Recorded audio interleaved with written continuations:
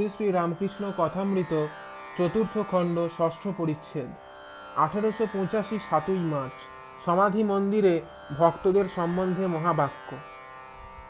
ঠাকুর শ্রীরামকৃষ্ণ শুদ্ধাত্মা ভক্তদিগকে পাইয়া আনন্দে ভাসিতেছেন ও ছোট খাটটিতে বসিয়া বসিয়া তাহাদিগকে কীর্তনিয়া ঢং দেখাইয়া হাসাইতেছেন। কীর্তনী সেজে গুজে সম্প্রদায়ের সঙ্গে গান গাইতেছে। কীর্তনী দাঁড়াইয়া হাতে রঙিন রুমাল মাঝে মাঝে ঢং করিয়া কাশিতেছে ও নথ তুলিয়া থুতু ফেলিতেছে। আবার যদি কোনো বিশিষ্ট ব্যক্তি আসিয়া পড়ে, গান গাইতে গাইতেই তাহাকে অভ্যর্থনা করিতেছে ও বলিতেছে আসুন। আবার মাঝে মাঝে হাতের কাপড় সরাইয়া তাবিজ, অনন্ত ও বাউটি ইত্যাদি অলঙ্কার দেখাইতেছে। অভিনয় দৃষ্টে ভক্তেরা সকলেই হো হো করিয়া হাসিতে লাগিলেন। পল্টু হাসিয়া গড়াগড়ি দিতেছেন। ঠাকুর পল্টুর দিকে তাকাইয়া মাস্টারকে বলিতেছেন, ছেলে মানুষ কি না, তাই হেসে গড়াগড়ি দিচ্ছে। শ্রীরামকৃষ্ণ পল্টুর প্রতি সহাস্যে, তোর বাবাকে এসব কথা বলিসনি, যাও একটু আমার প্রতি টান ছিল তাও যাবে। ওরা একে ইংলিশম্যান লোক। ভক্তদের প্রতি অনেকে আহ্নিক করবার সময় যত রাজ্যের কথা কয়, কিন্তু কথা কইতে নাই, তাই ঠোঁট বুঝে যত প্রকার ইশারা করতে থাকে, এটা নিয়ে এসো, ওটা নিয়ে এসো, হুঁ হুঁ এইসব করে। হাস্য। আবার কেউ মালা জপ করছে, তার ভিতর থেকেই মাছ দর করে। জপ করতে করতে হয়তো আঙুল দিয়ে দেখিয়ে দেয় ওই মাছটা। যত হিসাব সেই সময়। সকলের হাস্য। কেউ হয়তো গঙ্গা স্নান করতে এসেছে, সে সময় কোনো কোনো কথা ভগবান চিন্তা করবে, গল্প করতে বসে গেলে। যত রাজ্যের গল্প, তোর ছেলের বিয়ে হলো, কি গয়না দিলে, অমুকের বড় ব্যামো, অমুক শ্বশুর বাড়ি থেকে এসেছে কিনা, অমুক কোণে দেখতে গেছিল, তার দেওয়া থোয়া সব সাদ আহ্লাদ করবে। হরিশ আমার বড় ন্যাওটা, আমায় ছেড়ে একদণ্ড থাকতে পারে না, এতদিন আসতে পারিনি মা, অমুকের মেয়ের পাকা দেখা, বড় ব্যস্ত ছিলাম। দেখো দেখি কোথায় গঙ্গা স্নানে এসেছে, যত সংসারের কথা। ঠাকুর ছোট নরেনকে একদৃষ্টে দেখিতেছেন। দেখিতে দেখিতে সমাধিস্থ হইলেন। শুদ্ধাত্মা ভক্তের ভিতর ঠাকুর কি নারায়ণ দর্শন করিতেছেন। ভক্তেরা একদৃষ্টে সেই সমাধি চিত্র দেখিতেছেন। এত হাসি খুশি হইতেছিল, এইবার সকলেই নিঃশব্দ। ঘরে যেন কোনো লোক নাই। ঠাকুরের শরীর নিস্পন্দ, চক্ষু স্থির, হাত জোর করিয়া চিত্রার্পিতের ন্যায় বসিয়া আছেন। কিয়ৎক্ষণ পরে সমাধি ভঙ্গ হইল। ঠাকুরের বায়ু স্থির হইয়া গিয়াছিল। এইবার দীর্ঘ নিঃশ্বাস ত্যাগ করিলেন। ক্রমে বহির্জগতে মন আসিতেছে। ভক্তদের দিকে দৃষ্টিপাত করিতেছেন। এখনো ভাবস্থ হইয়া রহিয়াছেন। এইবার প্রত্যেক ভক্তকে সম্বোধন করিয়া কাহার কি হইবে ও কাহার কিরূপ অবস্থা কিছু কিছু বলিতেছেন।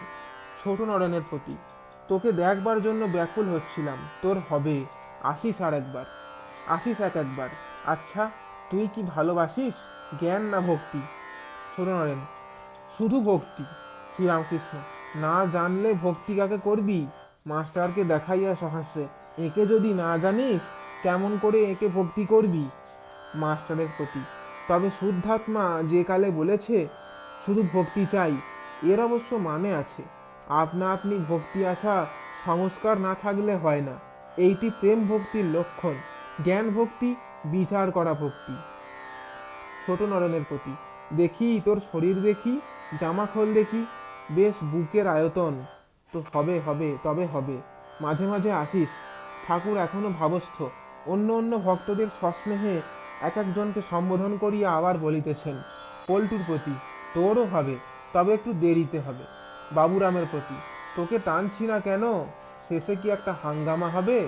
মোহিনী মোহনের প্রতি, তুই তো আছিস, একটু বাকি আছে, সেটুকু গেলে কর্মকাজ সংসার কিছু থাকে না, সব যাওয়া কি ভালো? এই বলিয়া তাহার দিকে একদৃষ্টে সস্নেহে তাকাইয়া রহিলেন, যেন তাহার হৃদয়ের অন্তরতম প্রদেশের সমস্ত ভাব দেখিতেছেন। মোহিনীমোহন কি ভাবিতেছিলেন, ঈশ্বরের জন্য সব যাওয়াই ভালো। কিয়ৎক্ষণ পরে ঠাকুর আবার বলিতেছেন, ভাগবত পণ্ডিতকে একটি পাশ দিয়ে ঈশ্বর রেখে দেন, তা না হলে ভাগবতকে শোনাবে। রেখে দেন লোকশিক্ষার জন্য, মা সেই জন্য সংসারে রেখেছেন। এইবার ব্রাহ্মণ যুবকটিকে সম্বোধন করিয়া বলিতেছেন। যুবকের প্রতি, তুমি জ্ঞান চর্চা ছাড়ো, ভক্তি নাও, ভক্তিই সার। আজ তোমার কি 3 দিন হলো? ব্রাহ্মণ যুবক হাত জোর করিয়া, আজ্ঞে হ্যাঁ। শ্রীরামকৃষ্ণ, বিশ্বাস করো, নির্ভর করো, তাহলে নিজের কিছু করতে হবে না, মা কালই সব করবেন। জ্ঞান সদরমহল পর্যন্ত যেতে পারে, ভক্তি অন্দরমহলে যায়। শুদ্ধাত্মা নির্লিপ্ত, বিদ্যা অবিদ্যা তার ভিতর দুই আছে, তিনি নির্লিপ্ত। বায়ুতে কখনো সুগন্ধ কখনো দুর্গন্ধ পাওয়া যায়, কিন্তু বায়ু নির্লিপ্ত। ব্যাসদেব যমুনা পার হচ্ছিলেন, গোপীরাও সেখানে উপস্থিত। তারাও পারে যাবে, দধি দুধ ননি বিক্রি করতে যাচ্ছে, কিন্তু নৌকা ছিল না, কেমন করে পারে যাবেন? সকলে ভাবছেন। এমন সময় ব্যাসদেব বললেন, আমার বড় ক্ষুধা পেয়েছে। তখন গোপীরা তাকে ক্ষীর সর ননি সমস্ত খাওয়াতে লাগলেন। ব্যাসদেবের প্রায় সমস্ত খেয়ে ফেললেন। তখন ব্যাসদেব যমুনাকে সম্বোধন করে বললেন, যমুনা, আমি যদি কিছু না খেয়ে থাকি তাহলে তোমার জল দুই ভাগ হবে, আর মাঝে রাস্তা দিয়ে আমরা চলে যাব। ঠিক তাই হলো, যমুনা দুই ভাগ হয়ে গেলেন। মাঝে ওপারে যাওয়ার পথ, সেই পথ দিয়ে ব্যাসদেব ও গোপীরা সকলে পার হয়ে গেলেন। আমি খাই নাই, তার মানে এই যে আমি সেই শুদ্ধাত্মা নির্লিপ্ত, প্রকৃতির পার, তাঁর ক্ষুধা তৃষ্ণা নাই, জন্ম মৃত্যু নাই, অজর অমর সুমেরুবৎ। যার এই ব্রহ্মজ্ঞান হয়েছে সে জীবনমুক্ত। সে ঠিক বুঝতে পারে যে আত্মা আলাদা আর দেহ আলাদা।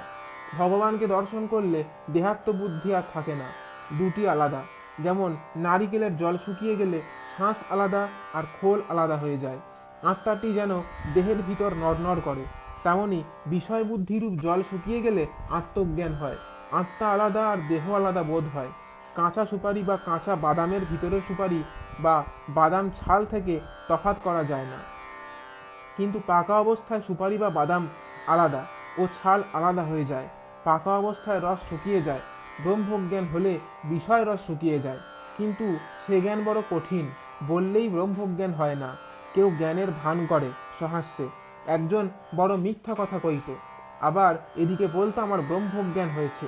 কোনো কোনো লোক তাকে তিরস্কার করাতে সে বললে, কেন, জগৎ তো স্বপ্নবৎ, সবই যদি মিথ্যা হলো, সত্য কথাটাই কি ঠিক? মিথ্যাটাও মিথ্যা, সত্যটাও মিথ্যা। সকলের হাস্য। জয় ঠাকুর মশাই।